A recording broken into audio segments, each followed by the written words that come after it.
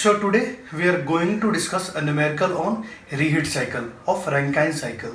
So you can see here, consider a steam power plant using a reheat cycle as shown. See, this schematic diagram is given in the question.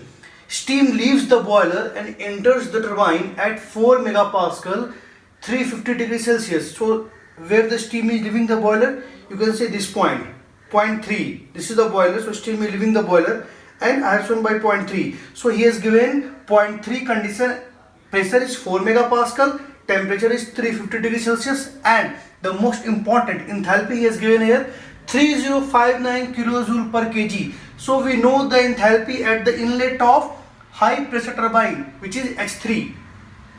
After expansion in turbine, see the steam is expanding in this turbine T1. Okay, so after expansion in turbine to 400 kPa, now from 4 megapascal to 400 kilopascal, pressure is decreasing or steam is expanding in high pressure turbine, and after expanding, this is the fourth point or condition at 0.4. He has given enthalpy how much?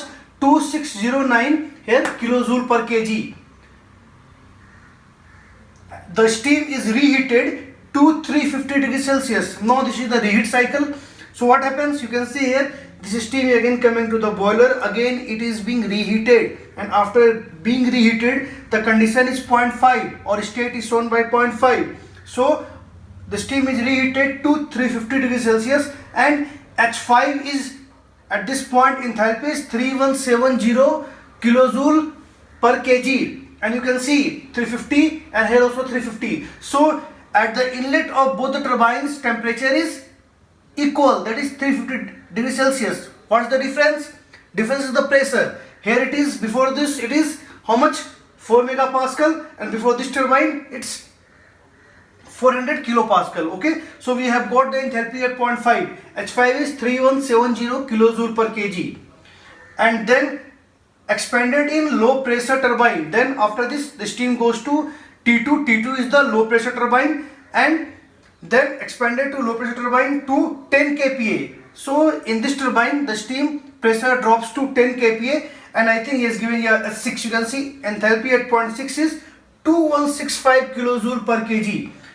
Okay, so neglect pump work, find the efficiency. So you can see they have given enthalpy at each and every point. 0.6 also we have got. See, we have to neglect the pump work. It means what? It means that enthalpy at 0.1 and enthalpy at 0.2 both are equal. And after the condenser, already in the question they have given enthalpy as 29.3 kilojoule per kg.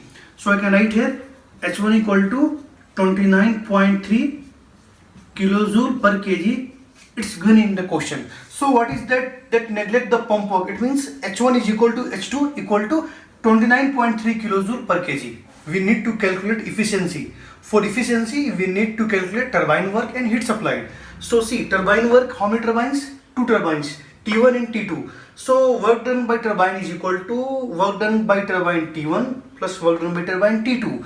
First turbine is placed between point 3 and 4. So work output by turbine 1 is H3 minus H4, and second turbine is placed between point 5 and 6. So it's H5 minus H6. If you put the values, you will get turbine work as 1491 kilojoule per kg. Similarly, you are supplying heat at 2 places. So heat is supplied between point 3 and 2 and between point 5 and 4. So heat supplied is H3 minus H2 and H5 minus H4. Okay, here see H2 is 29.3. He has given enthalpy at 0.1, and since pump work is neglected, so enthalpy at 0.1 is equal to enthalpy at 0.2.